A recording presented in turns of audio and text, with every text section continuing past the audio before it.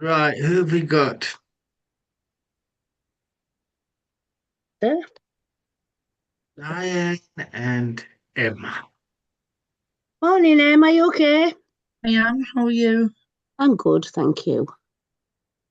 Been a bit stressful couple of days, but I'm all right now. Good. That was stressful this time of year. Well, for me, it is because I haven't voiced this before, but there's only you two here. My Recording. eldest, it's all right. No, it's all Oh, right. I can talk about it. It's just I didn't want to bring the mood down before when everybody else was happy. My son took his own life on the 21st of December in 2021. So I didn't particularly like Christmas before that, just from past being married to a drunk. Um, and then that just put the kibosh on it all, you know. So, but I'm working all over this Christmas, so I'm quite happy with that. Um, my youngest goes out to his friends every year, and my other one, my middle one, what was my middle one, is just gone back offshore. So it'll be all joy and happiness. I hope in the rehab. I hope Are you I doing might have to work on the disappear rehab? to the office if it gets loud, Are or like this. you doing Christmas dinner in the rehab? Yeah, everybody's mucking in. One of the coaches said, I'll help. And she said, what are you going to do? I said, I'll be sous chef. Just tell me where to be and I'll be there. Yeah. Because it's a massive big kitchen, but sometimes you can get too many around the cooker and stuff like that, isn't it? So it's, Is that the same one I came to? yeah, the one in Broughton. Yes. Yeah, that one. Yeah, where you were doing the night shift. Yeah. So, It's and we've lovely got there, isn't it? loads of new girls in. Yeah. So we're doing the forming, storming. We haven't got to the norming bit yet. New one came in yesterday, but I haven't. I have met her. I do know she is, but I'm not in till tomorrow, so we'll see how that goes. But apart from that, we had a great AA meeting last night. We just laughed from the minute it started till the minute it ended. And we had a new lady in that I brought in. Well, I met her. One of the oldies last said, "Can you meet her and bring her in?" So I said, "Yeah, no problem." I bet she thought, "Oh my God, they're all as mad as a box of frogs in here," which we are. Yeah, but it's lovely. I mean, Yeah, it was great. It's a great when I meeting. did my shift there, I loved it. If it wasn't so far away, I would Oh no, I'd do love more. to have you there. It would be absolutely great. Yeah, Come and be it our lead. was. I will. I'd have to move closer though. Well, yeah. I might just move in. Well, yeah, you could do that. There's two spare houses.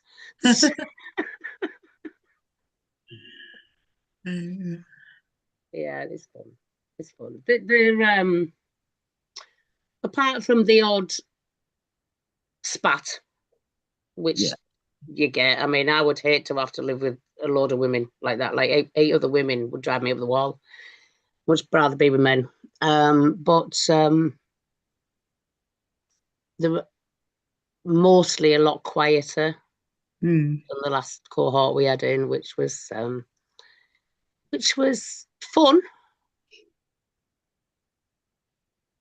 loud, but fun. I miss them actually. I miss them. I've seen a picture of them all on the recovery WhatsApp. Yeah, No WhatsApp, sorry, website where they all graduated and yeah, yeah. We all got knacked for that by Ricky. why.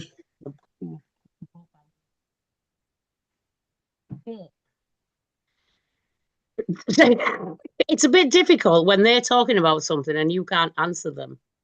Mm. But I have to sort of say to Ricky, well, I didn't actually. It was Sharon. She said you can't treat women this in a rehab the same as you treat men because we're a completely different species.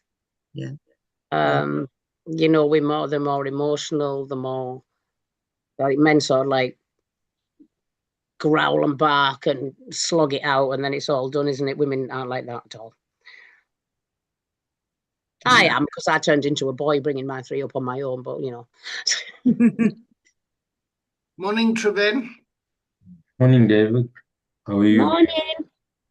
Morning. Or should I say good afternoon? And where are you, Joburg? Yeah, it's afternoon now. Okay. All right. Diane, would you like to build the container? Um, excuse me. Let's check in. Emma, you can go first. I'll go last. I'm checking in, ready for Christmas, as you can see. Yeah. Everything's wrapped, everything's ready. I'm just ready to go now. And I'm like a little kid. I've got presents here of family that I keep shaking in and things, smelling through the creases. But yeah, I'm good. And I'll tag Treven. Uh, I am checking in a bit flustered, I guess. Busy couple of days, so just gathering my thoughts. And I will pass it to Diane. Okay, I'm good today. Good. On a day off, so nice and relaxed. Lots to do, but lots of time to do it in. So I'm really good.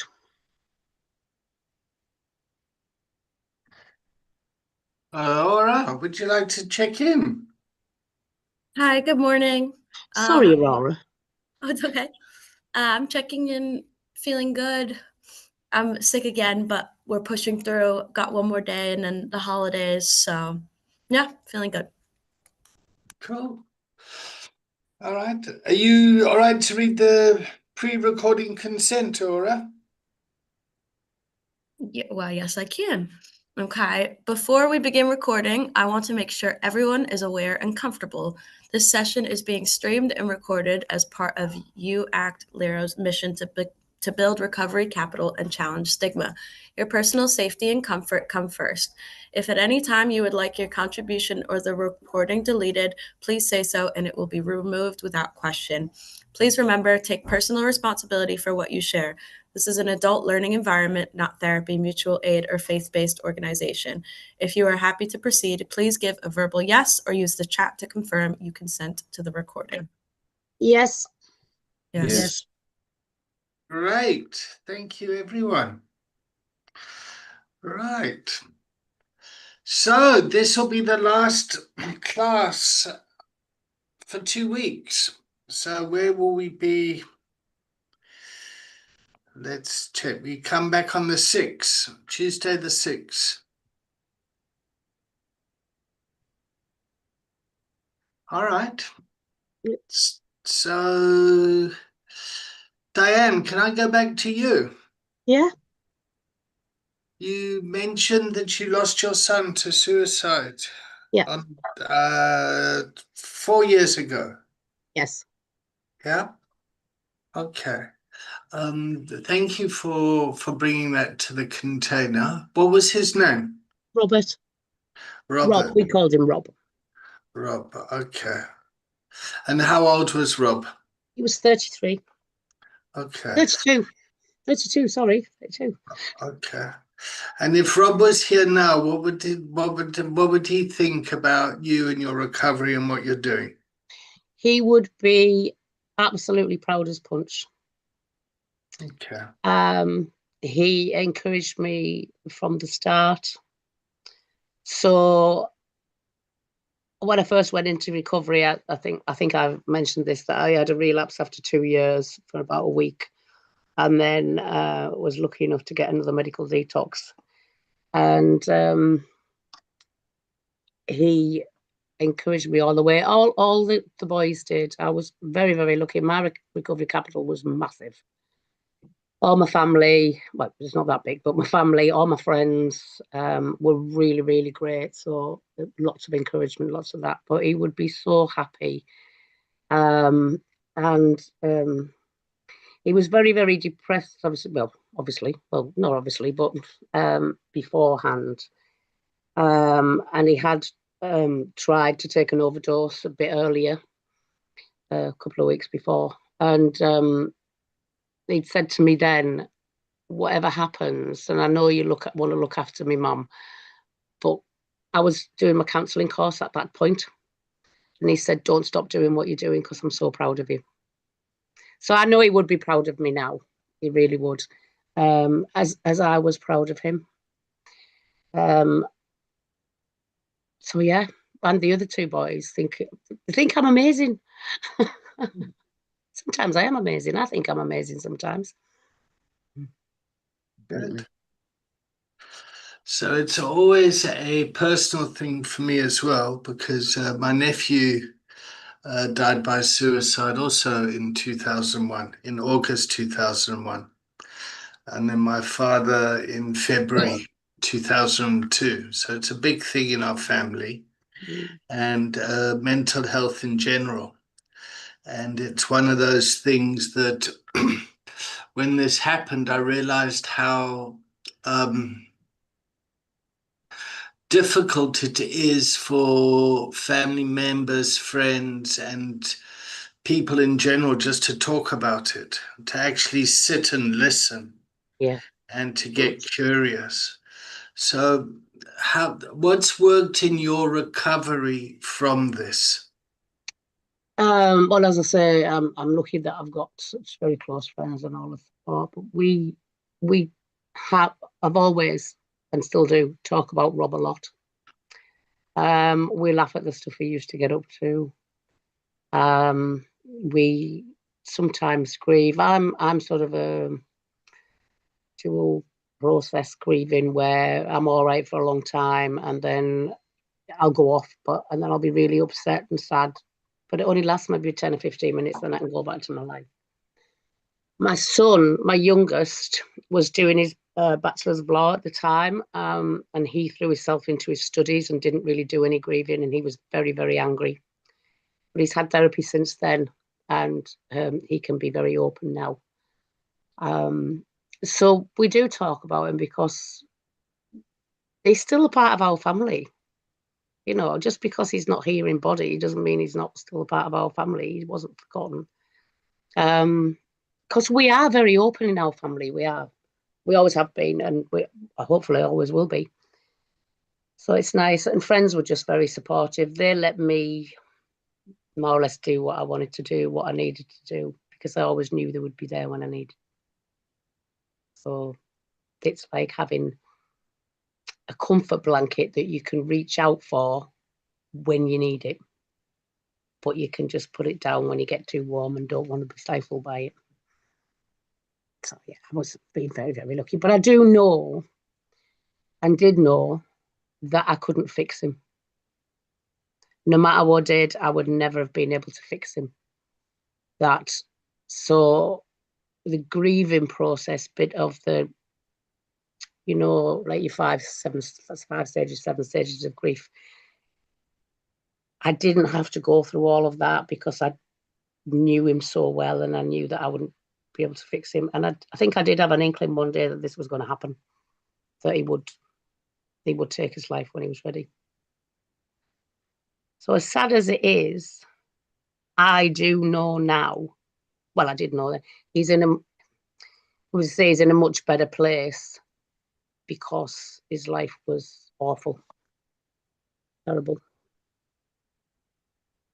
which he didn't share with me for a long time, which is probably just as well because his girlfriend probably would have been 6 feet under, but you know. I know this is recorded, not really. But yeah, it was difficult for the boys because the youngest one was at work, so he wasn't there. Matty, middle one, had rang me and said, have you been to Rob's? And the day he did it, he knew the night he did it that nobody would be there before 2:30 the next day because there was somebody there with him nearly every day at this time.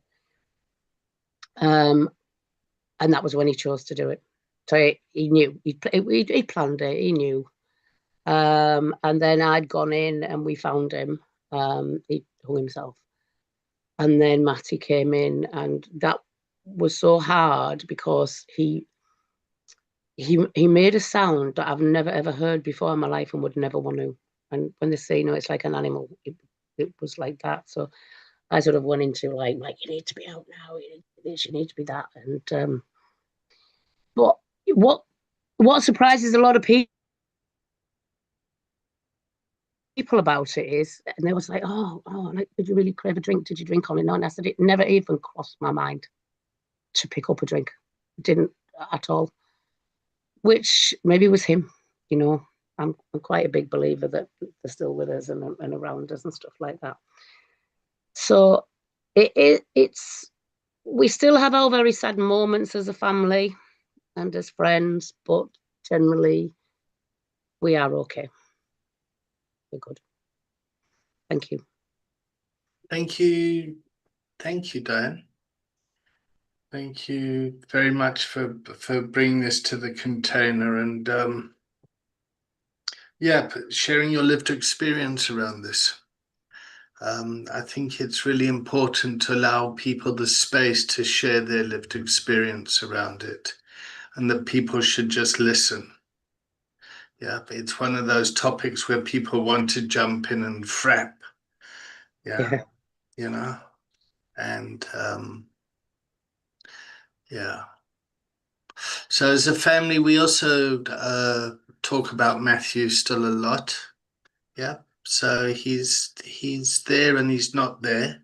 Mm, He's remembered, and the story's been integrated into our family in a healthy way. yeah. Yeah, it's still tragic what happened, but as a family we can still, you know, share and survive and move on. Yes. Yeah. Okay. Right. So let's carry on. Let's was there any homework from last week?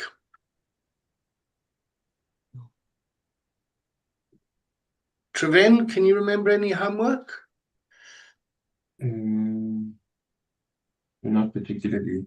I think there was homework for, forgot his name, with the leaky roof. Yeah. Anthony with the leaky roof. Yeah, Yeah. Okay.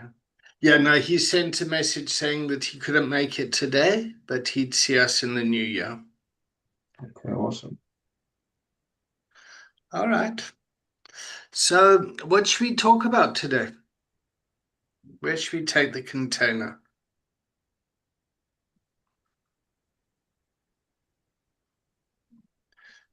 No. I was thinking about two things. I was thinking about Aura's experience in Utah and the cowboy that would come in and talk to one of her fellow inmates or whatever, patients, participants, whatever. And then I was thinking about you, Treven, and your rooibos tea concoctions and the psychedelic side of things. Yeah. And how recovery is changing over the years. So in South Africa, they legalized marijuana in 2019.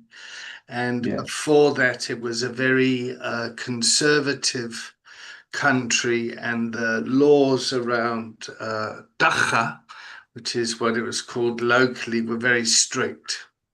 Yeah, so if you were caught smoking dope, you'd get criminal records, and it was treated criminally. So when it came to telling people why they should stop, one of the consequences would be, well, it's illegal, and if you get a criminal record, it's going to impact you, and blah blah blah blah. So the world outside of someone's recovery changed. Yeah. And then I see Trump just rescheduled marijuana in the States from a Schedule 1 drug to a Schedule 3 drug. And that changes the whole stance on the war on drugs.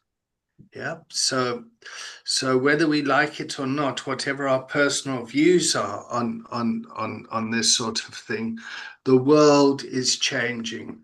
And it's the same with plant medicine. Yeah. Psychedelics and that sort of stuff became illegal because they were seen as anti-establishment in the 60s in the US. Yeah, and research on psychedelics treatment was banned.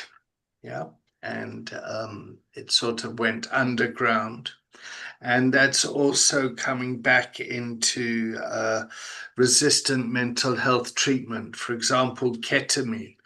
Yeah, Matthew, my nephew who suicided, he went on ketamine treatment and he went on all sorts of things because his family were desperate to help him. Yep. And for me, ketamine was seen as a rave drug back in the 90s. Yep. And it seems to be very popular here in the UK now amongst the youth. Yeah. So So I thought we could explore that because when we engage with someone in a coaching conversation, we meet them where they're at, and we're looking to move things forward from premature death to high well-being. Yep. And people might be on the harm reduction continuum moving towards abstinence or not. Maybe they want to stay in harm reduction. Yep. And the whole world has changed as well from when you used to go to the dealer's house and get your drugs. Now everything comes on the internet, and the delivery methods of everything has changed, and you get a lot of counterfeit drugs. So you can get things like Valiums or Xanax or prescription drugs that you can get on the black market that have actually been forged. Yep, and then they have nitazines in them or fentanyl or things like that, and people are overdosing and dying because of that. And so just to give you an example, we had someone in the Netherlands who was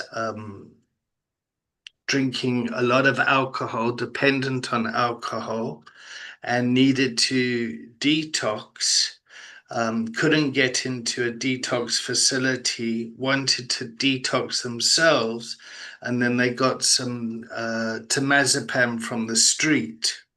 Yeah, and then so straight away that raises concern. Yeah, so as I hear the story, yeah, I also need to kind of be aware of what's my role. I can't give medical advice, I can't give this, but also to understand what the environment's like, and to bring in all the relevant role players within the system to provide safety and support and professionalism. Yeah. So if someone is going to start taking diazepams or something to help with their alcoholism, it needs to be dispensed via a pharmacy and a GP, a doctor. Yeah, because they're the ones that would take on the risk. Yeah.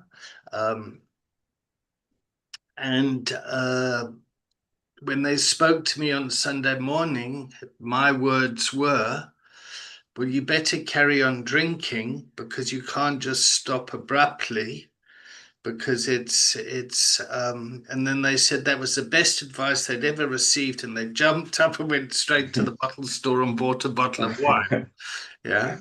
So it was good for building rapport, but also I understand that you can't just stop drinking because that's very dangerous, but also I'm not giving medical advice. But for me, I guess it would be a bit like, making sure someone can cross the road safely. Yeah. It becomes very touchy ethically. it because becomes there's very, it becomes very, it does become touchy. because there's certain things, especially in South Africa, a big thing is methamphetamine, right? Call it tick. And there's methods that people can take to ensure purity, like doing acetone washes and stuff on their stash. But then how do you go and tell somebody, have you thought about washing your stash? So you can remove a fair amount of those impurities that are there. Um, what can you say and what can't you say? That becomes the issue because the model that we have is don't use. And it works if that person wants to stop using. But So, should they when want, you say it's the model we have, who's we? I'm talking about not the clinic as such, but society at large. Anything besides absolute abstinence is wrong, right? And then how do you mediate that? Okay, so it can in South Africa it's still very black and white. You either take drugs or you don't take drugs. Yeah. Yeah, and the harm reduction movement gets a lot of stigma attached to it. Yeah. Whereas we know that with the harm reduction stuff, you actually do reduce harm and the impact that it has not only on individuals but society at large. Yeah. So with intravenous drug using in the 80s and 90s, needle exchanges, methadone programs, things like that, were really put in place to reduce the spread of bloodborne viruses like hepatitis and HIV. Yeah, and it was more about here are the drugs. We know where people are that are taking the drugs. We can kind of keep the public safe because we've got this in place. Yeah.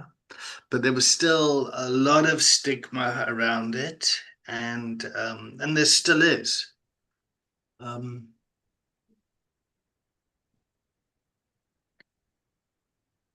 Yeah, let's keep talking. Let's Yeah, try and work this out together. It's like it's interesting because coming here from America, like I've not been involved in the drug culture here, but like from working here and hearing like all the different types of things that are being abused, it's so different to New York. Like I couldn't believe it that gabapentin was like something that people were abusing because back home I've been prescribed like so much of it and I threw it out. I didn't even think to sell it because no one would have bought it. It's not like there's a lot more like things on the street like because it's private healthcare.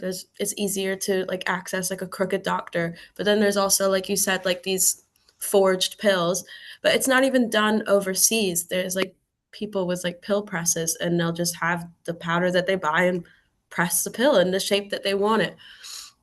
And then like coming here, I was like I've been doing like reading on like which like medications and everything are like being abused and some of the like drug classes are similar. It like benzodiazepines and everything like that. But it's like not a lot of like opioids and I don't know, it's just interesting. And I think from like a harm reduction approach, like this is like I don't know, I feel like you have to take a lot more of what you would get prescription wise here. Like you would have to take like a larger quantity. I don't know how to explain what I'm trying to say. Like it's been strange seeing like the difference. I mean, yeah. So are you saying that the pharmaceutical drugs are a better quality than the Well, street drugs? the pharmaceutical drugs are much more regulated here Yeah. and like harder to get, I guess. But like again, I've not been on the street, so I wouldn't know if there's like fake versions of these things going around. But from like Well, there's your homework, Aura. You've got to go out and see. I I'm don't joking. feel I'm like doing joking. that. I'm trying to have a good Christmas. um, but yeah, like from growing up over there, like fake pills were way more popular than like real ones, and there was also a lot of real ones. They were just a lot more expensive. Like you could get like a pack of like 10 pressed Xanax, which were mostly fentanyl, and you knew that they were, but it was like, you'd still get messed up. You could get that for like 30 $40, right? For 10. Now, if you wanted 10 real Xanax, you're looking at like 100, 150. So why would you choose to get the real one just because you know what's in it when you could like kind of potentially die? But it's like, it's weird. It's a scary thing. I don't know. I feel like I went off track, but I was just mainly thinking about how like America definitely has an opioid epidemic, like, and it has had one for quite a while. And I don't really see the same thing here. Like, I don't see opioids being as big as a. So if there were 100,000 opioid deaths worldwide, you have 80,000 of them would have been in the States. Is that like an actual like? Yeah, that's Yeah, so I believe it. Like growing up, like I've seen like quite a few people die yeah. from No, fentanyl, heroin, like it's a very big thing there. yeah. But I don't understand why it's not everywhere then. If that makes Well, sense. Well, I don't want it to be. Like I don't. I'm very glad it's not. But like it's. well, So- the policies are very different in other countries. Yeah. You must, I believe that drug use per se and the type of drugs that a society uses largely depends on their culture. Mm-hmm. We look at the US, for instance, right? I think in the 80s they had the crack epidemic. And the crack epidemic was drugs being funneled in by the government, Into say, in African these American sensitive areas. communities. Yeah. And so Purdue Pharma, where you speak about the opioid epidemic, let me just catch my breath. No, So it's okay. Purdue Pharma and the Sackler family, as it were, What are you feeling as you tell us the story, Treven? I am feeling as if pharmaceutical companies have, yes, they've created a product and the product works, but at the same time, it's an abuse of power. You're being entrusted with, like, you look at oxycodone, there's no reason that you should have So what are you feeling? 155 milligrams. A bit of frustration and anger. Yeah, anger. Anger. Yeah, so your anger's coming up and you're feeling that people are being violated in an abuse of power for profit. Yeah. And so now we blame it on the Chinese and these cheap precursors and things like fentanyl, which has its uses. But in actuality, in order to make a dime, what this family went and did was they rebranded a pain medication that's more chemically similar to heroin than it is to morphine. And they started giving it out if you hurt your knee. Like the the logic behind that, and it's just that's a capitalistic system at work, right? And you look at crack, and then it was to fund Contra wars. Um, it's when money is needed, drugs become the solution. For any context, you look at the US and the financial collapse in 2008, it was drug money that propped up the US economy at that time. So these things are all they valid reasonings, but at the same time, it's not about the people, it's about turning a machine. And you look at drugs, right? For instance, if you go to Thailand and those sorts of places, they use amphetamines, that sort of drug, because it fits what the society is doing at the time. You look at opioids in China, when people were working farmlands, it became very useful because all of a sudden you could go through fields for hours in a day and not feel thirsty or hungry. You didn't feel your body. So they serve a purpose. It's just that it's the deregulation of them that I don't know what I'm saying. It's just So just notice how you get angry and frustrated, and then how complex the problem is. yeah, Yeah. And then to hold all that, but to put yourself in the role of a coach that knows nothing. yeah. Yeah. So I mean, I'm still surprised how people seem to think alcohol is different from drugs. People still talk about alcohol and drugs. Yeah. Yeah. That's Well, that's there's a real yeah. Like it's a mind altering substance. Like it also confuses me. Like it doesn't make any sense.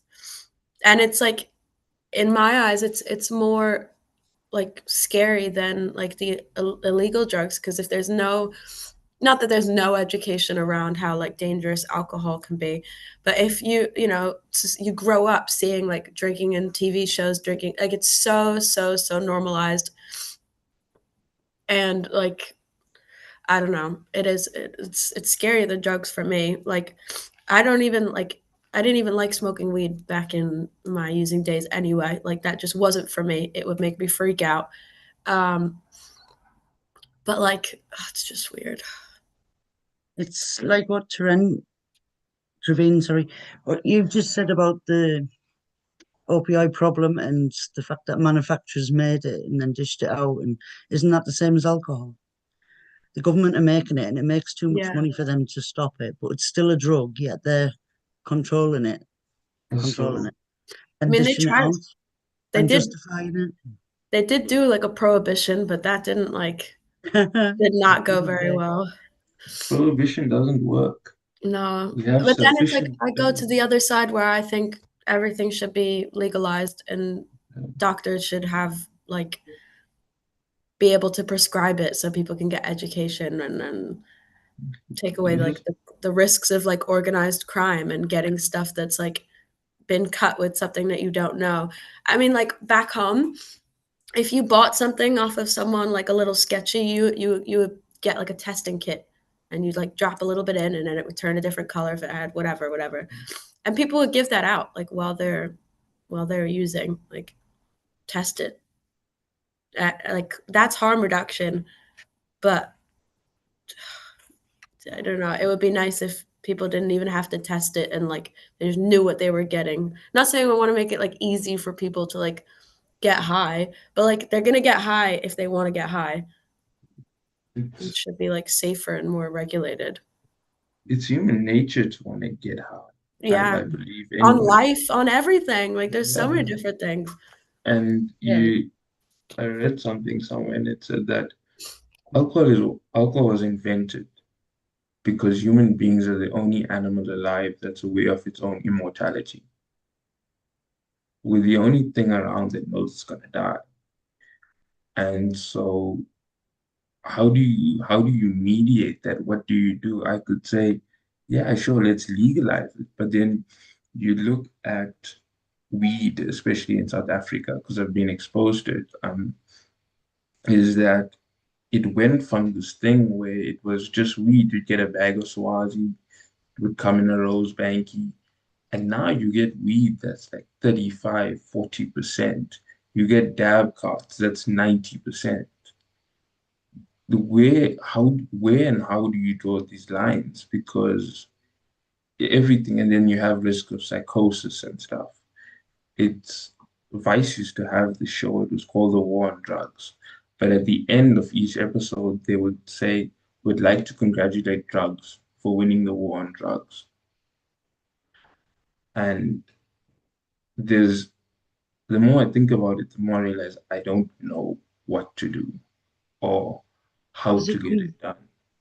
Does it come back to the human nature? Are we not responsible for our own actions, each and every one of us, We to begin definitely, with? But then you've got the argument of addiction. So let me know if this video works. It's called Drunk Animals on Marula Fruit. Hmm. Can you see it?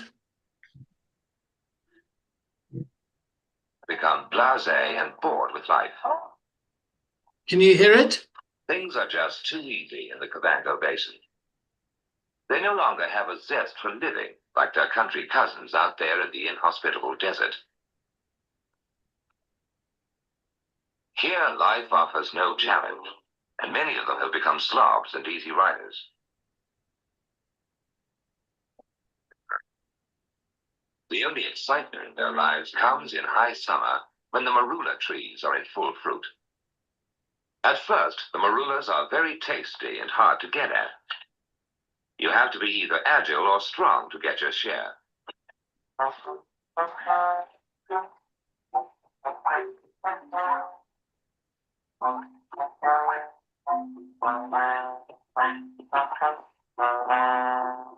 But after a few weeks, the marulas get overripe and they start dropping from the trees.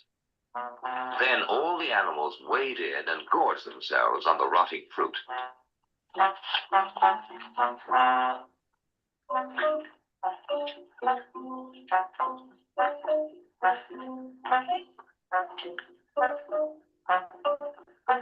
It starts fermenting in their tummies and turns into a very potent brew.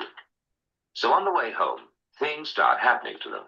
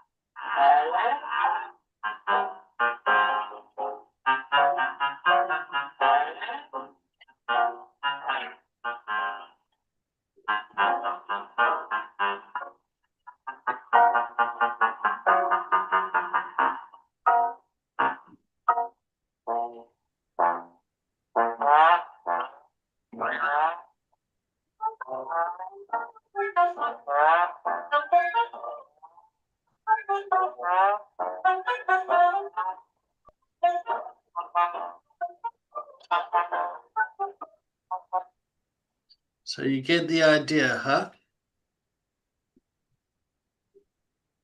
So I think species have been getting high long before fire was invented. And different species come together in that video. Yeah. Wait, so like, do any of the, I didn't know that fruit was like a thing. So did they like do it? Marula fruit. Do they eat it a lot, or are they like controlled with it? Like, do any of the animals, I'm being so serious, do any of the animals develop like addiction problems and like eat fruit like every day? Well, it's not available 24 hours a day, Yeah. 365 days a year. It's available at the end of season. Nature controls their addiction. Yeah. So Interesting. rituals of getting high and consciousness have really been brought into human consciousness. Yes, Trevin? No. Nothing to say. You wouldn't agree? I think that with other animals per se, that when there's degrees of consciousness, right? And sure, because I've noticed it with my dog, for instance. My dog will not touch alcohol or even weed for that instance. Just doesn't like it, right? However, the thing is, I think with human beings, there's a lot more going on cognitively. And so it makes us more vulnerable to addiction. If another animal's needs are met, they don't go seeking it. What's addiction got to do with substance abuse?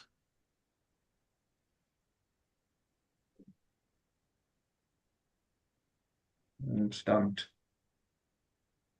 When you say substance abuse, do you just mean like using substances or abusing substances? Like what? Using, abusing, becoming addicted to a substance, which is a physical dependence. I do think that there's a difference between like using substances and being addicted to it. Yeah. I feel like addictions are broader, Yeah. because you can be addicted to anything. Yeah. I think also some people just like, because there's so many factors as to why addiction happens. Like there's not like one cause, there's not one like reason. And I think like some people choose to get high and can stop when they want to stop or use recreationally, and then others just cannot. So the point of this is to realize how complex it is, Mhm. and that we have conversations with our coachees to get them to find out what recovery looks like for them. Mhm. I wouldn't say that to someone I'm coaching, because if they're coming for coaching help, they think they need assistance with their level of using, or like a better understanding of it. But I think that's something that someone has to figure out for themselves. Like I can't say, oh, you know what, you can do this X times a year, like whatever. Like they have to find out what balance they want and what's sustainable for their life. If that's complete abstinence, if that's harm reduction, if that's the California sober or whatever. Like I don't think that telling people what works for them is ever helpful though. So when you're coaching someone in the peer support space, you're signposting them to external resources that could help them. Yeah. So maybe doctors, groups, community, things like that. When someone's got a bit more agency, you're backing off even more and just kind of like, what would a life of meaning and purpose look like for you? Yeah. We really are not prescriptive in our roles. And it's a hard space to be. Yeah. To allow people to come up and support people to come up with their own solutions as to what recovery is for them is difficult. Especially when you've got family members involved as well, who seem to think that what recovery needs to look like. So, David, you used to smoke crack. My son is smoking dope. You've stopped smoking crack. Please tell him to stop smoking dope. You've got the lived experience. And then this family will drag their poor kid to me, put them down in front of me, and then I must like have a conversation with this kid and say, don't take drugs. That's not going to work.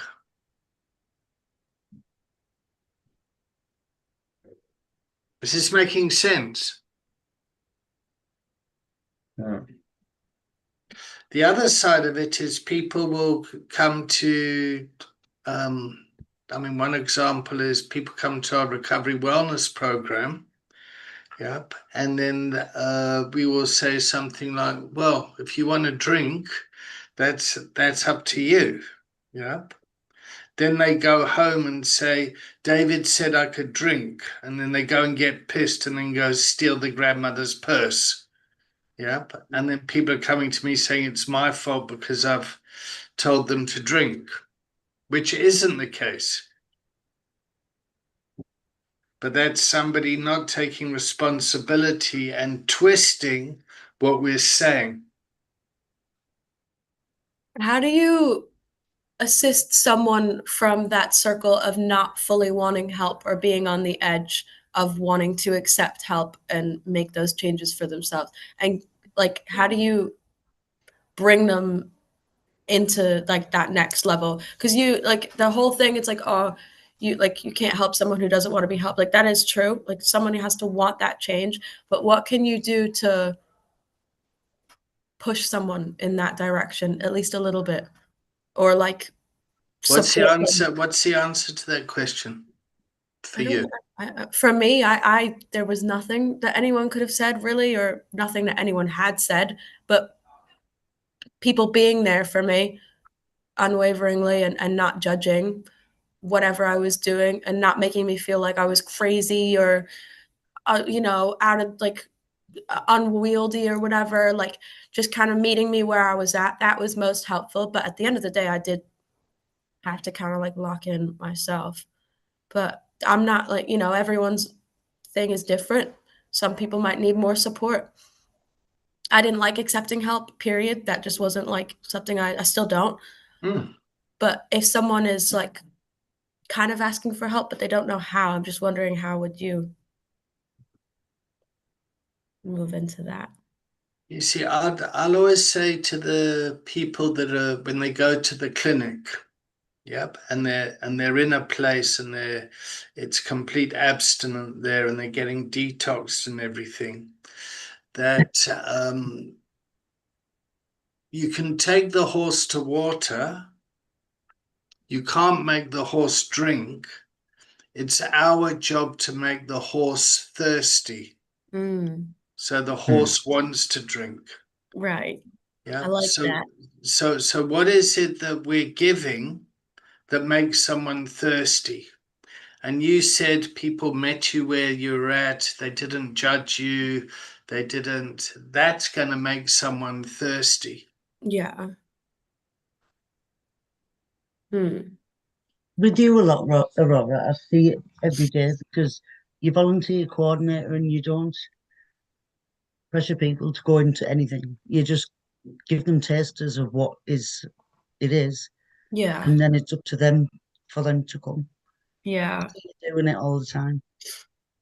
Yeah, because it's voluntary. I'm not going to force people to volunteer, but they show up and then I see what you're saying. Diane, what do you think? What are your thoughts and feelings around this topic?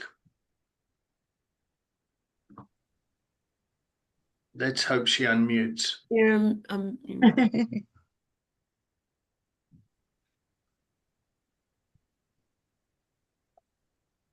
And why Diane's trying to work that out. Yes, it was my mouse is stick. It's not. I don't need a mouse mat. The dogs were barking, so I couldn't mute myself. For me, I'm very much. I'm there. If people don't want the help, you can't give it. You have to wait till they come to you. But I meet people where they're at, and I've had people come to me, not particularly in this job, because it's more reset with coaches and things.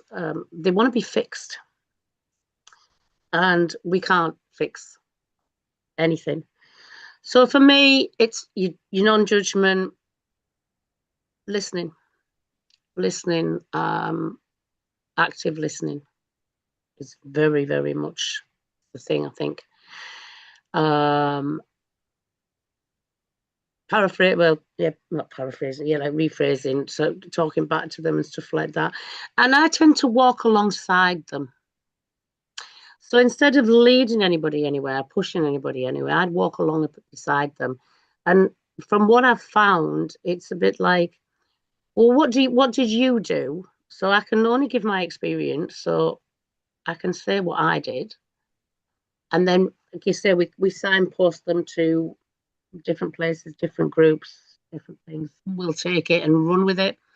Can't wait to get started, and some don't want anything to do with it. And again, it's just being with them where they're at that point. That's what I do.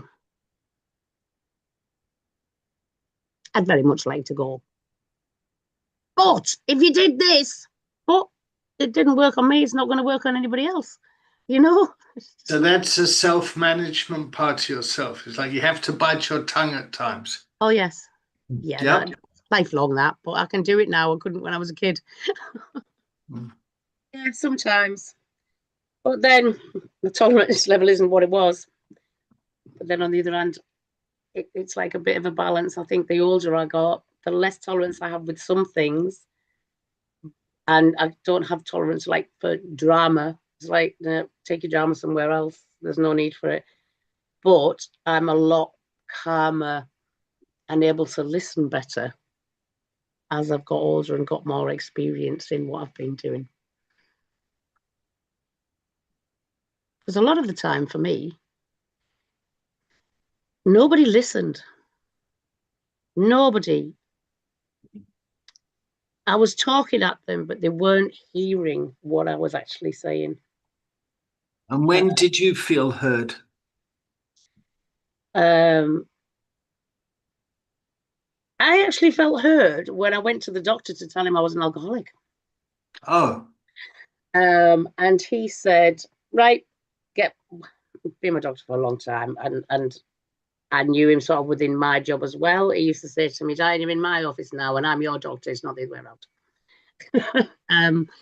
But he was very much down to earth, very told you how it was, said get yourself off to the services, and in there. So my doctor listened, signposted me the right way, got into the services, and then they listened. And I don't know whether I was just very lucky to get a good, we call them navigators now, but the key person, whatever we want to call them at them. why does everyone everybody keep was changing like, the names all the time? oh, I know. That was like a key thing. Then it was a coach. Now it's a navigator. I don't know why they call them that, but whatever. And from them really, and then of course, and then from then I got into AA, and then the listening just kept happening. The non-judgment, whatever you did was okay. You can't. It's in the past. You can't stop it. You can't change it. You've got to. We can just move on for it. For that, it was. So listening and acceptance. Yeah, I had to accept that I had to ask for help. Once I'd done that, I think things became a lot easier. I think that was the first step. And that's the only way we can go with it. Once they've taken that first step, then we can be beside them. So let's just whip around the container. Yeah. What we've learned in the first hour, then we'll take a 10-minute break and then we'll come back. Yeah. Who wants to go first, Trevin? I am just feeling a bit frustrated with the system. I don't often think about it because it's actually so frustrating. But yeah, it's like in my mind, there's almost like there's clear solutions and there's no clear solutions. And what do you do? And that by itself is frustrating. But yeah, I'm feeling settled more so now. So I really want to welcome your frustration. It's great that you can bring it here. Who's going next, Emma? I've learned that I've missed these containers because even though I've done this for a while, I'm still learning all the time. And I can relate to what Treven's just said, because I don't know if it's how do we do it. I think it's a case of who does it. That's a whole other argument. But yeah, I'm loving it. And do I tag someone, David, or do you want to volunteer? Why don't you tag Aurora? I'll tag Aurora. In the first hour, I've learned and been reminded about the system. I'm also frustrated by it, so try not to give it too much thought. But I think having an understanding of it is extremely, extremely important. Knowledge is power, and to be aware is to be alive. So, once you have that understanding, you can do your part, whatever that looks like, to kind of like fight against it in any way. I won't overthrow the government just yet, guys. I'll wait until next year for that. But yeah, I'm feeling good. I'm feeling good. And like I said, I love conversations like this. I think it's extremely important for people to share the knowledge we have on all of these types of things, and then we can better help other people as well. Diane. Hey, I found it really interesting to find the difference when Aurora, when you were talking about the US and other places, and then Javan, where the South African bit of it, it's really interesting to see how it all works in different countries. And yeah, I'm with you with the frustration, but I can't do anything about it, so I just have to try and help where I can, because it's never going to change. The fact that we can be, we know that not to be judgmental, and how our recovery worked, that helps us in helping other people. And that's the only thing that's like the way that we can do that. I fully believe that the way we can do is, for me, it's about, from what we've learned today, and what we've talked about, it's about being gentle, but not too gentle. So you can't go in full force with people. You have to accept. So like David said, you might have some people that want to be abstinent. You might have some that want to stay with harm men. And that's okay. That's okay. And then we work with whatever we've got. But yeah, I've loved this morning. I think it's been a really good discussion.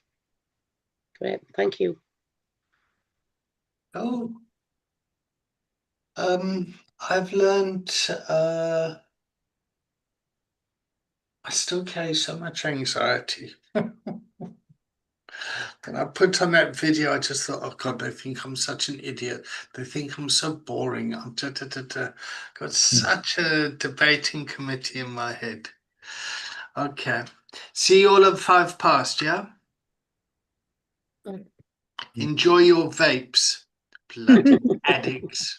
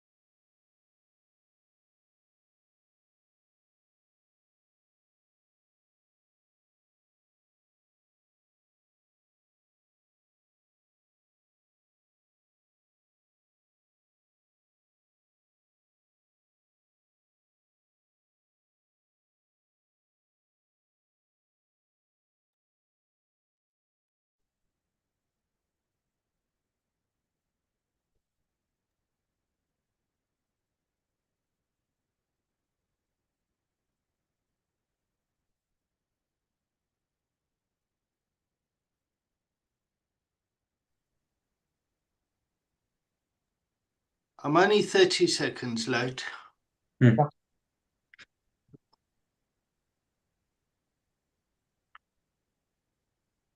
Oh!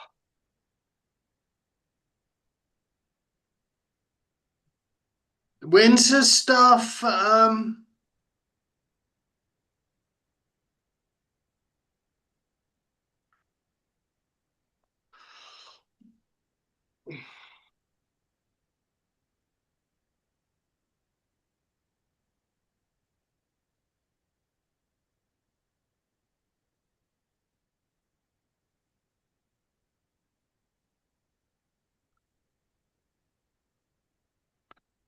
I was going to say when's the staff awards, but I just got a message.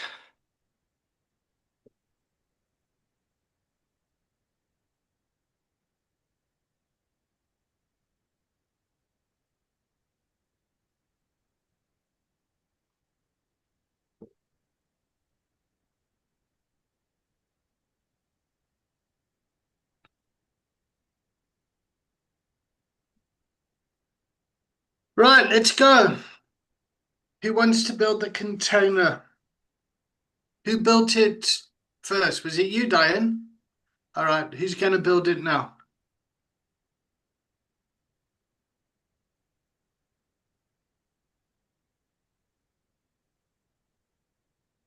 Fucking hell, people. I'm not asking for, it's like, all you got to say, okay, let's check in. Okay, let's check in. Well done, Trevin. Good. Okay. Build container. Tick. Okay. It's all part of your certification. Good. Go for it, Trevin. So I'm checking in much calmer after putting some nicotine into the system. And I'm ready for the second hour. I'll pass it to Aurora. I'm also feeling calmer. Did my daily Sudoku in record time, honestly. I'm like actually really proud of myself. And yeah, feeling good. So passing it to Emma. I'm checking in, cleaning my boots because I took the dog for a walk in them. And I'm checking in good. I will have to leave at about 20 past because I have to come in to do a secret Santa. So, but yeah, I'm checking in good, and I will tell Diane. I'm still good, still okay, still nice and calm. Grateful. I'm grateful for being in here and learning so much from everybody. Thank you. Cool. David. I'm checking in.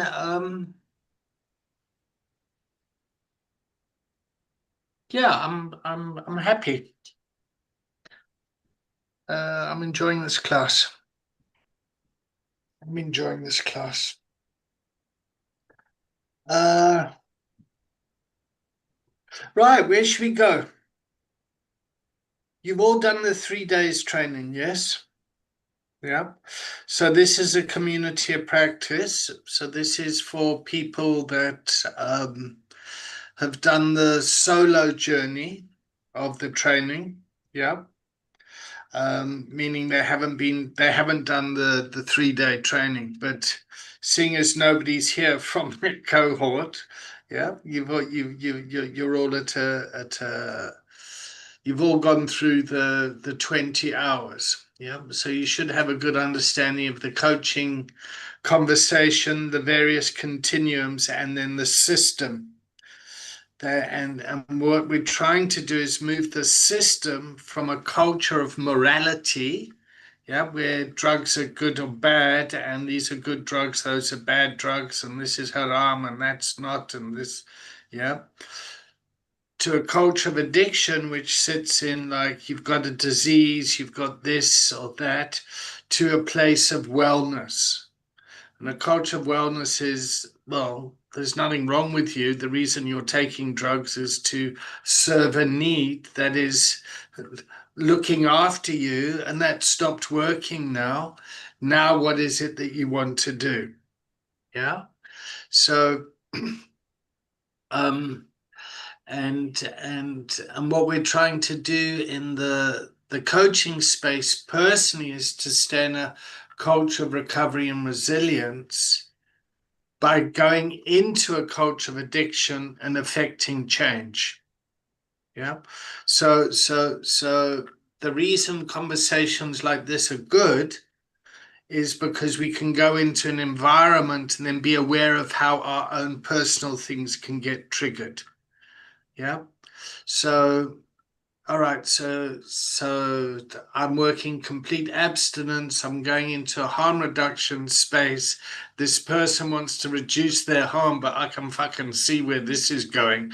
You try and do some controlled crack smoking. Let's see how that works out for you. Yeah. But still to hold that space. Yeah. So meeting the person, Aura put it together very well. She explained it when she was in that space, to have someone come and meet her where she's at and then spoke to her and built rapport with her. Diane, you mentioned it when you went to your doctor's surgery, and he kind of said, okay, well, close the door. I've been your doctor for so long, and pointed you then to services. Yeah. So that's always one thing to consider.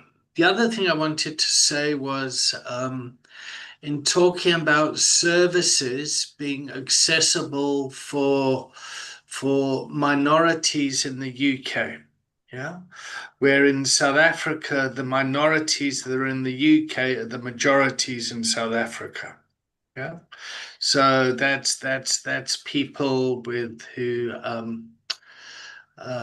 black and brown people in South Africa are by way more the majority than white people.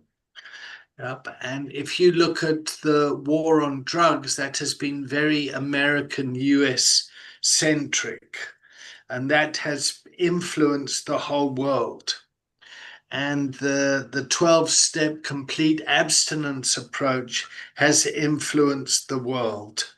Yeah. And harm reduction in the US is still frowned upon a lot in a lot of areas. Whereas methadone treatment and opiate replacement therapy or substitute therapy, for example, has been in Europe for a hell of a long time. Yep. Drugs in the Netherlands essentially have been decriminalized for a long time. They got the coffee shops, and you can get pretty much their laws are quite relaxed in the sex and drugs arena. And in fact, it's really a lot of tourists that come and visit Amsterdam for the sex and drugs. I mean, the Dutch people are kind of like, oh, why would you do that? The majority, yeah.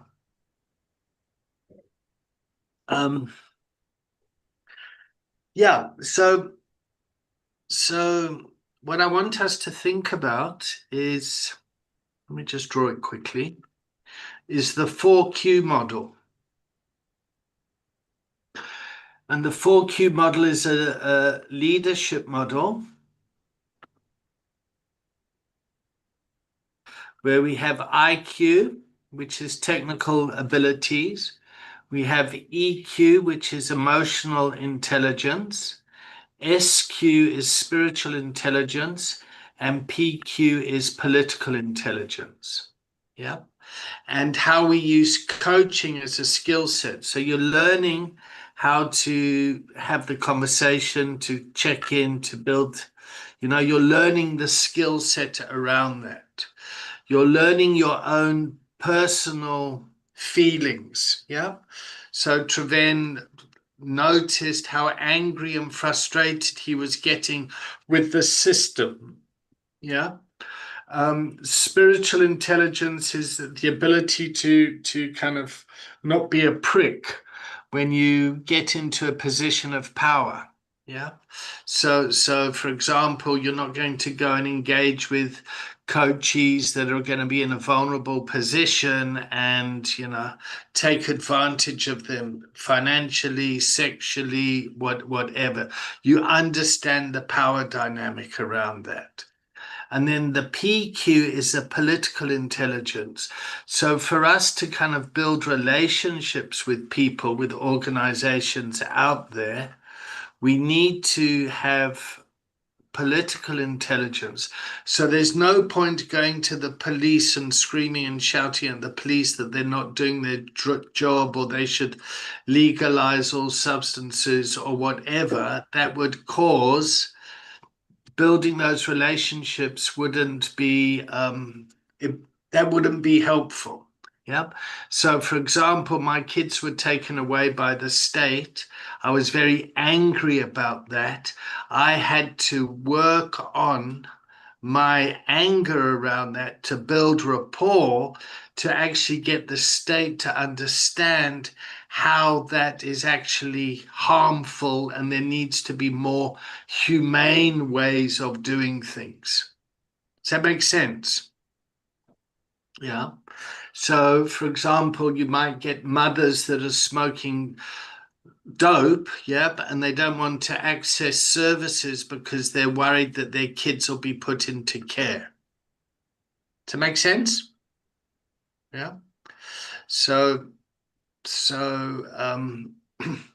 yeah, we need to be aware of this sort of stuff as well.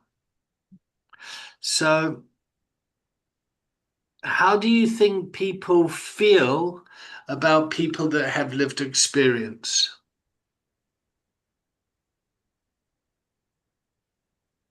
I think it's always a positive because you are aware of the context at play, not completely, but to a great extent, which makes you more, gives you more, well, not power is the wrong word, but more cards to play with. And I think that's a benefit. I think that to take somebody who's never had any sort of experience with substance and put them in a place, I'm not saying that it can't work, but a lot of the time people need relatability.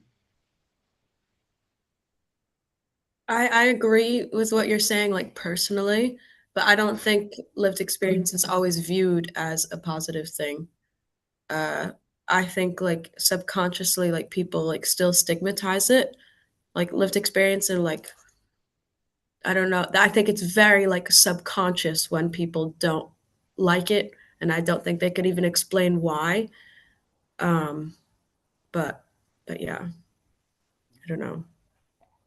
Like we get it. Like we have like we've just got our building over. Like it's not that new, but some guy who lives across the street had come over to me and like a couple of other people outside and was like, "Oh, is this like a drug and alcohol place?" And we were like, "Yeah, yeah." And he was like, "Oh, well, I don't want those like alcoholics or druggies like smoking outside." And he was like, "You guys are okay." He's like, "But you know, I don't want them."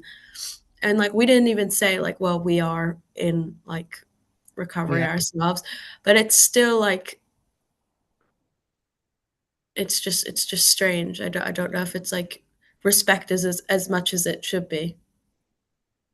I agree. I think it's very much still stigmatized, as in the stereotypical user, drinker, whatever.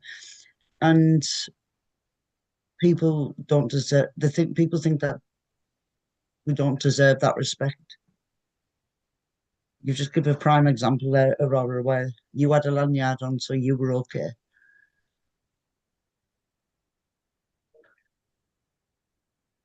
Do you not think that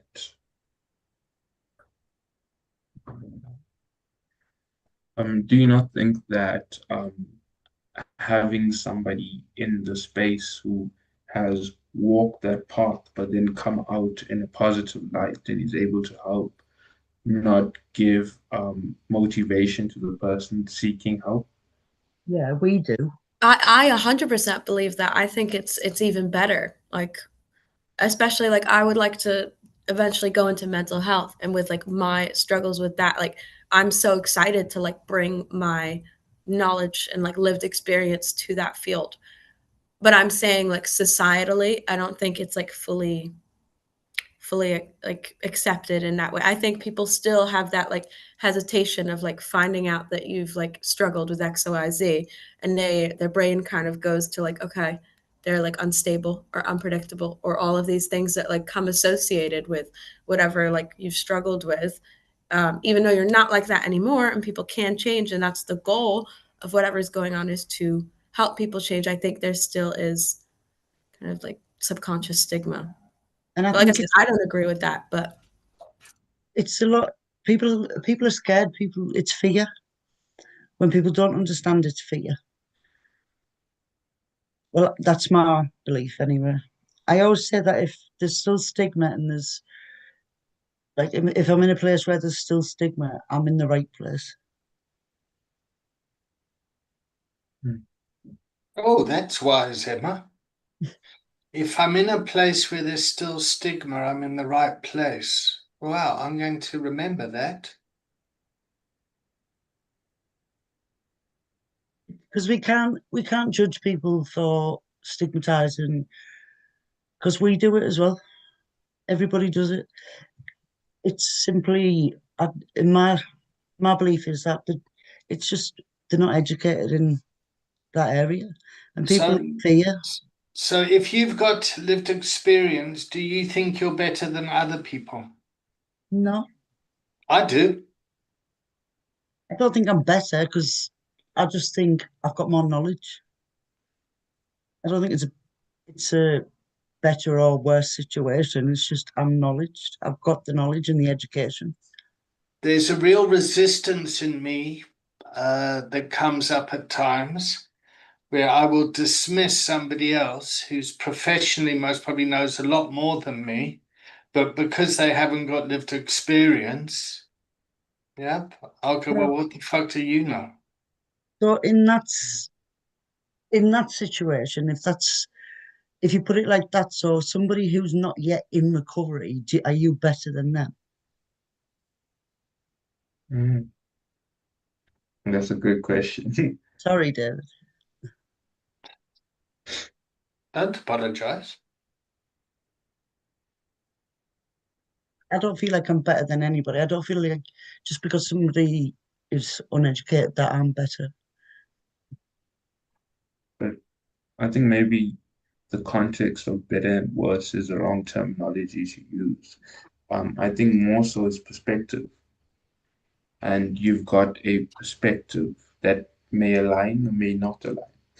And depending on what that person needs, that perspective comes into play. Because there's a shared context. It's not to say that the person who hasn't used knows any less or any more. It's that even in that, they have a unique perspective towards it. If we can drop the boundaries of better and worse and accept perspectives just as being perspectives, then we can get the most out of them.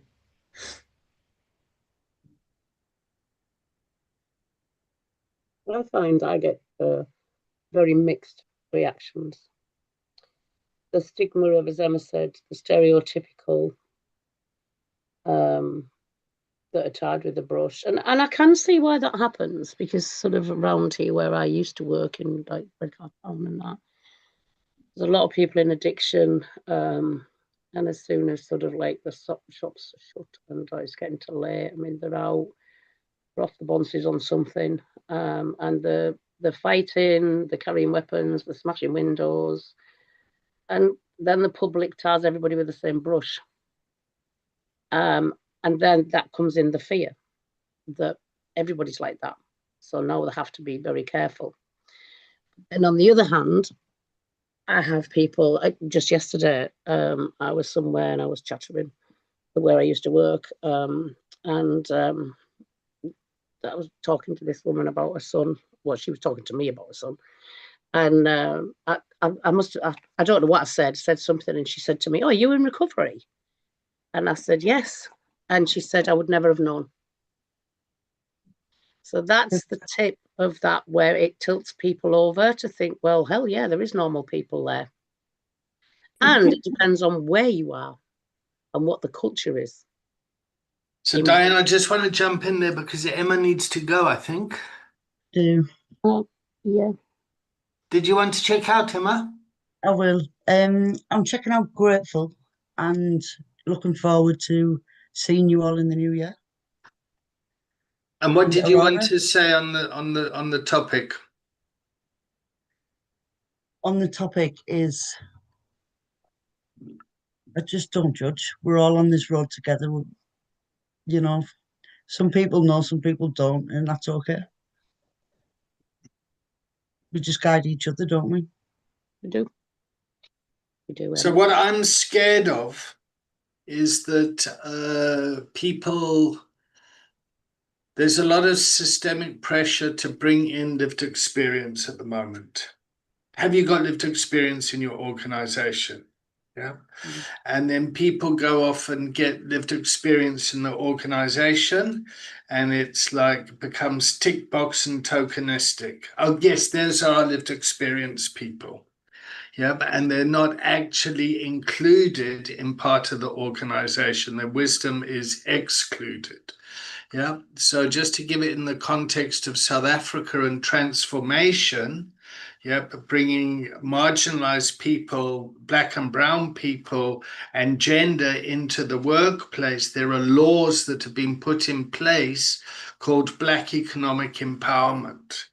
And then you've got a lot of organizations that would meet the criteria for Black economic empowerment on paper, but within the organization, it was still very white, male run, westernized organizations.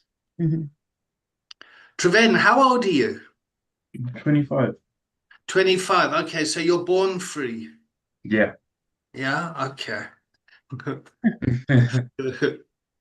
Oh, we could have such a conversation about that too. South Africa's context for me is it's very, and your Hindu background. yeah, Yeah, I'm okay. Hindu. So South Africa's context for me, I think, especially when it comes to drugs, I believe this is my personal belief. Take it with a pinch of salt, of course. Emma, just jump off when you need to, yeah? Yeah. Yeah, is Bye. that bye. So Oh, it's that bye, South Emma. Africa as a whole suffers from a shared PTSD, right? There's a lot of traumatic shit that has occurred in this country. Lots. And yeah, and if you look at our drug use is largely born out of poverty, right? And we not only drug use, but we also suffer with gender-based violence. So my thinking is that what happened was, for a long time, a fully grown black man went to work for his white boss, who then referred to him as a boy. And that emasculation, then he went and he drank, and he gets back to his space of living, and he needs to find a way to be a man again. And so he beats his wife and he consumes alcohol. And so what happens is that then his children within the house see this. And then you get the cycle that's being created, and it perpetuates onwards. Another thing is that drugs were weaponized in South Africa during apartheid. We know of Dr. Walter Besson, and he worked with the button Mandrax, which is a quaalude. And so the idea was they would create these drugs to subdue the black population, so they wouldn't be able to fight apartheid, right? And so what happens is these drugs get into the streets. And so a lot of the drug use in these poverty areas has been taught. It's being propagated throughout society. And you look at Nyaupe, right? These are ARVs, this is cheap heroin, this is weed. It's all mixed together. It's drugs to cope or diminish the stresses of life. So, And Treven, I just want to check. So, in the northeast of England, Yeah, that's Yeah. where they have the highest amount of opioid deaths. Yeah, and there was in the 80s there was with under Thatcher, a lot of the mines were closed. Yep, and so the work was taken away. Yep, and my question is to Diane is how much do you think alcohol and drugs have permeated society in the Northeast to keep the calm because of the loss of jobs and the high unemployment? Oh, it's very high, because as well as, so the mines went, and then because the mines went, people didn't have the money to spend, so the shops closed.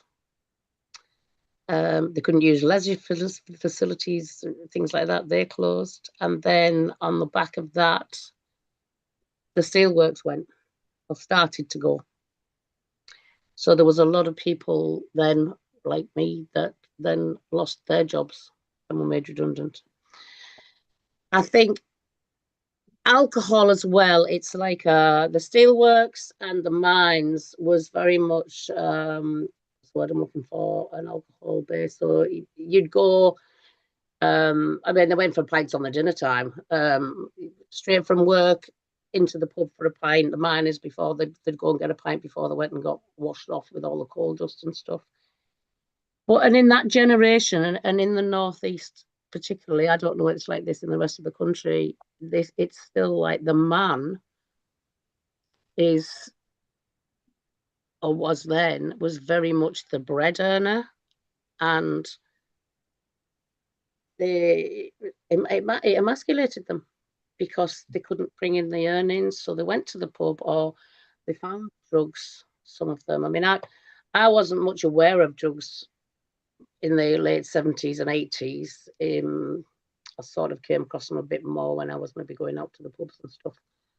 But they were obviously there if you needed them. But yeah, it played a huge, huge part in that. And again, it's like the mental health. They go into that, then they become not everybody, but they become addicted to it, or they're just very, very heavy drinkers because it was habit, and they would die of it anyway. And the mental health just got worse and worse, and it was like a vicious circle. And we still have families, a lot, that have never worked since because of that. Like it says, like the generational trauma that goes through that goes right the way through the families. And until that can be broken, there's not a lot going to change for people like that. And it's not going to happen in the future because there's too much of a north-south divide still. Do you know what the north-south divide is, Trevin? Mm-mm.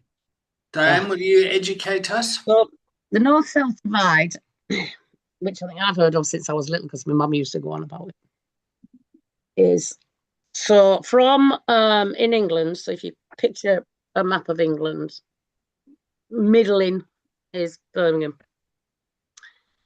Anything south of that, they used to say Watford, which was near London, they used to call it the Watford Gap. So the further south you go, the richer people are, the more jobs they are, the better paid they are, and they live in massive, great big houses. And we're so All the much money. nicer because, Trevin, I live in the south, and we're just better class of person down here in the south. Not everybody, is it? But you know, there's a lot of poor things in London, a lot, and then that's the divide actually in London. So the further up north you get, because all the industry and everything was gone,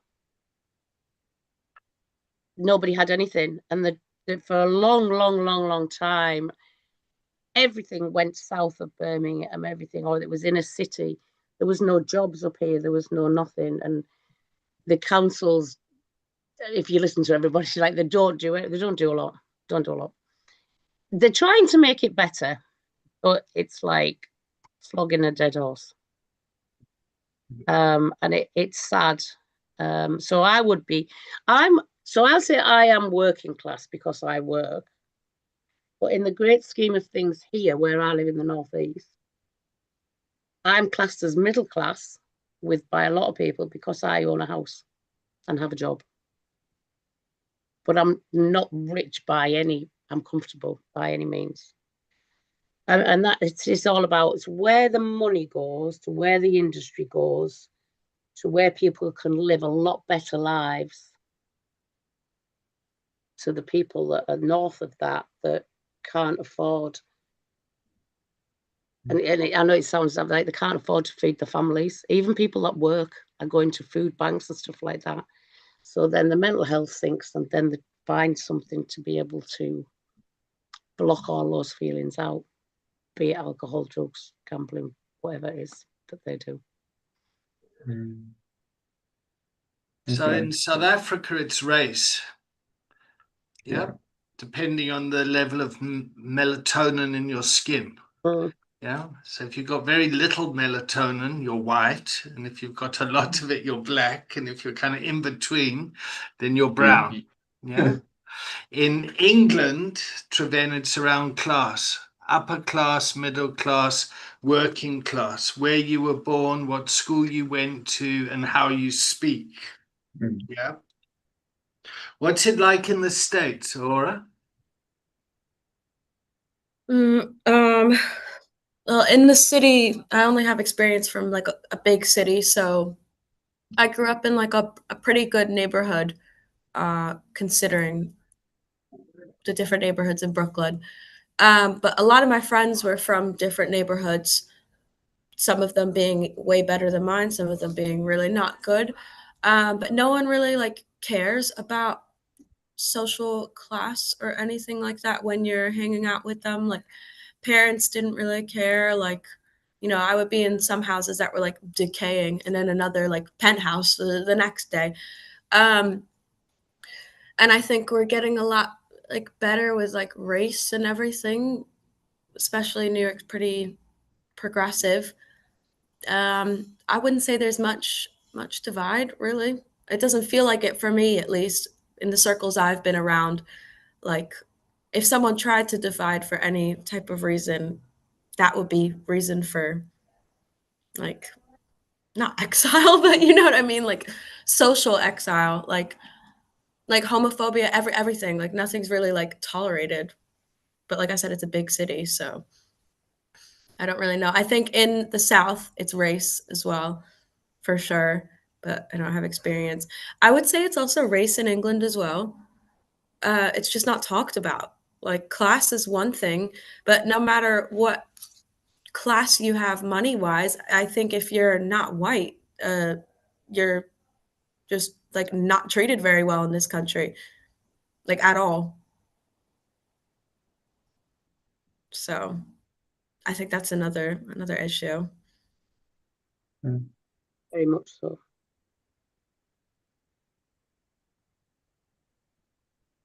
Not thickens, huh? Yeah. I was online. I saw that that they call this spot called the Appalachian Mountains. Mm-hmm. Yeah, and apparently also there when the coal mines closed, Mm-hmm. a lot of people pushed into states of poverty and stuff. Yeah. But I think that's also the deep South. I Yeah. think in the US they have the Macy-Dixie line. Yeah. Yes.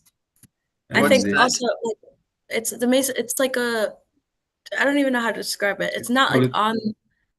they call It's it the from Bible the Belt. Civil War, right, or something like that. Yeah.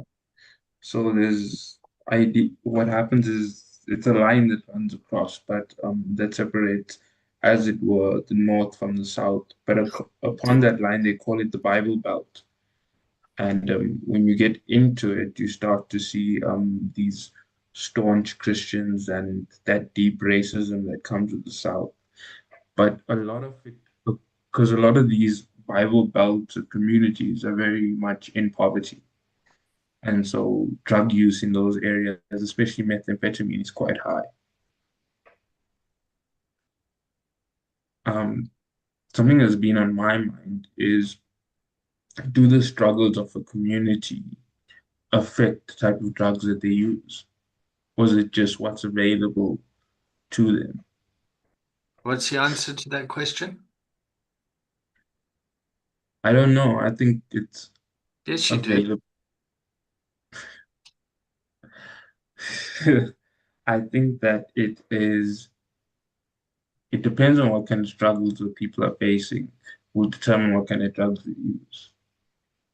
And I think that in circumstances where people are trying to escape the harsh realities of what life is, they'll tend to use opioid-based drugs or downers.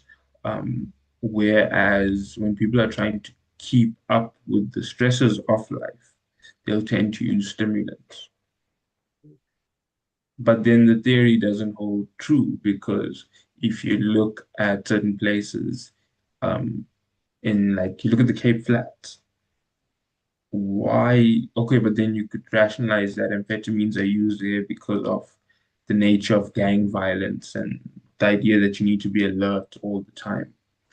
Um, so yeah, the more you think, the more you realize. mm, One Yeah, I'm thing sorry. about, yeah, do you want to say something, Aura?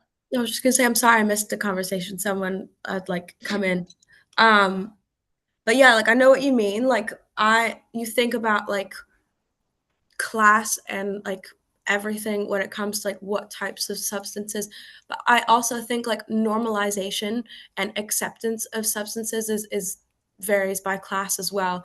If you have a person who's like lower class, doesn't make as much money, right? Maybe doesn't like present themselves in whatever way society deems to be presentable, and they're using cocaine. It's like, ooh, like whatever, like that's dirty, right?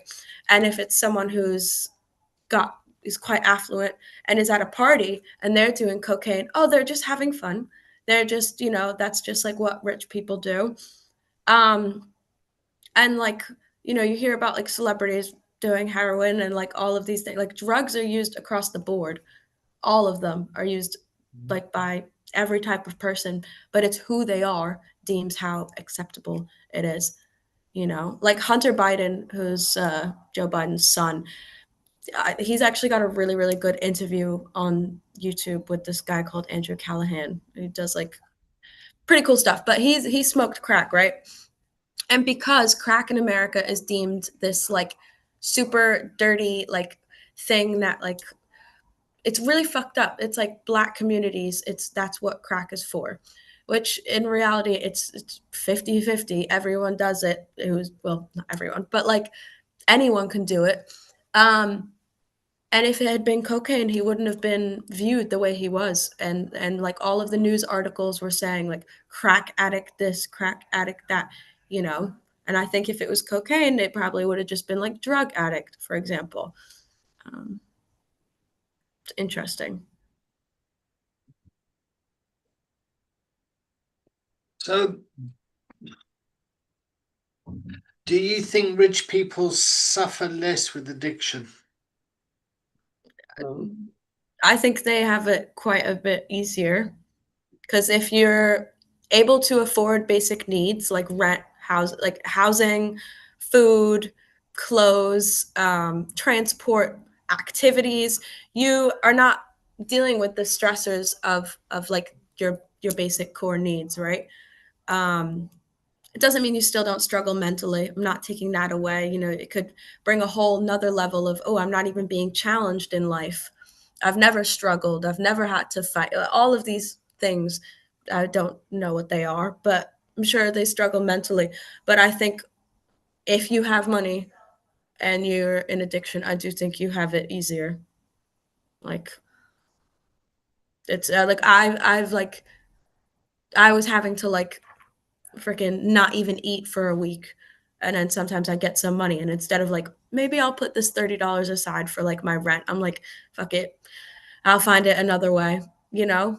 And that's like, that causes a whole other issue of stress. So, me and my sister grew up in a violent alcoholic home. Yeah, my father was an academic, and so there was always a sense of not having enough money as well. Yeah. And my sister, so I went the route of turning out like my dad. Yeah. And my sister made a decision not to turn out like that. She was going to be at all the school functions. Her kids were going to go to the best school. Her husband was going to have this corporate job and be successful. And the house with the swimming pool and all the, yeah. And her son went to the best schools and went to one of the best universities and became the, second best youngest financial advisor in South Africa. And he ended up hanging himself, drinking hand sanitizer liquid. Yep. And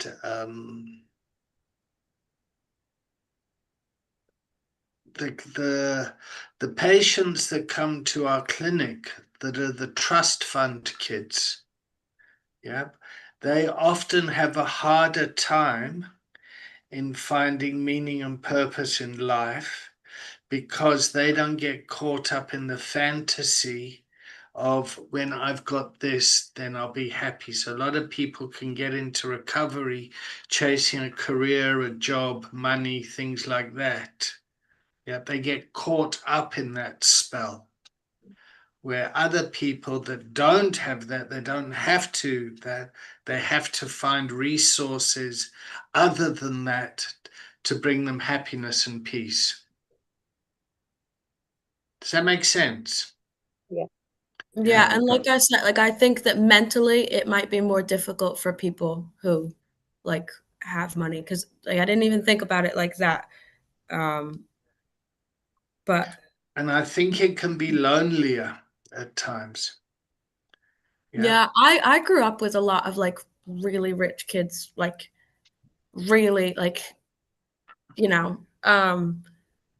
and they did seem lonely. Like they'd have all of these people in their house getting high, like their stuff would get stolen all the time. There was like no respect for them. It was just kind of like, oh, it's like that rich kid. Like no one really like cared about them because they could be like taken advantage of in a way.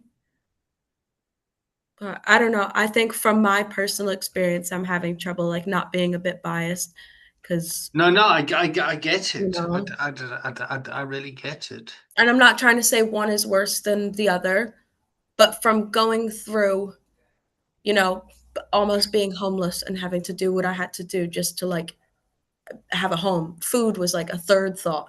I couldn't have I just think I would have a bit of an easier time if those basic needs were met, but who knows? Who knows? All right, everyone.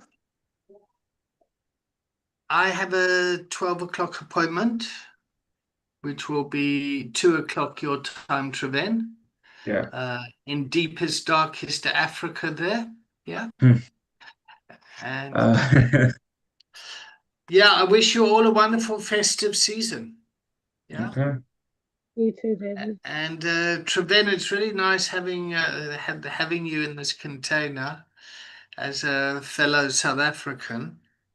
Because we've also got the third world perspective and the first world perspective. Yeah. And everyone in England is rich. They are rich here. Everyone is rich, but they don't know it. They don't know it. And that feels very sad as well. Yeah. Like Middlesbrough is the poorest borough or area in, it used to be in Europe. And Hartlepool is seen as like the real bottom of the barrel. In city. So anyway, lots of love to you all and to your families, and I look forward to seeing you on the 6th. So does anyone want any homework that has to be done by next year? It's school holidays. School is out. Yeah, no, School holidays. All right, I check out with Joy. I'll take you, Diane. check out Good again. Grateful. I've enjoyed it. I do enjoy these containers. I think they're really, really good. I learn a lot. And I just love listening to others. So yeah, I'm good. I'm sure that I'll have a good time at work because there's a lot of excitement and team working going on there. Hopefully, she crosses her fingers that'll be how it is. I don't with the residents, not with the staff. And then I'll go and I'll see you in the new year. Everybody have a good one. Rest, eat chocolate, everything as much as you can. Thanks, Dan. Who are you tagging? I'll tag Treven. Good I choice.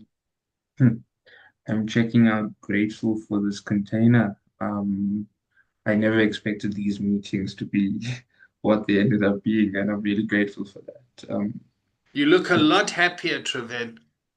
Is it than earlier? Yeah, from when you first joined here, it was like, oh, now you're like, really, it's lovely to see you blossom.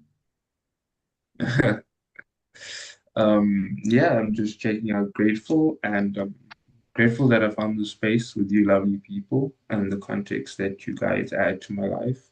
I'll see you guys all on the 6th, and I'll tag Aurora.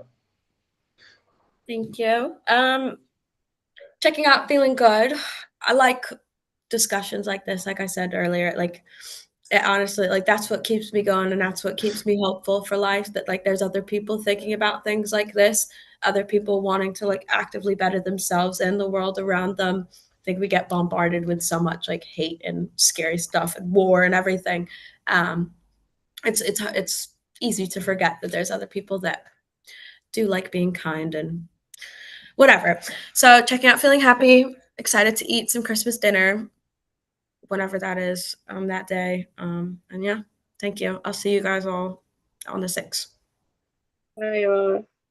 Oh, I check out with pride and lots of love to you all. Yeah, and just remember Donald Trump's brother died of alcoholism at 43. I didn't know that actually. And his family, imagine what it was like for his mother to lose a son to alcoholism. I didn't know that. More will be revealed. Bye-bye, everyone. Lots of love. Bye. Bye. Treven, you look confused there. What the fuck's he just said? What the? Bye, everyone.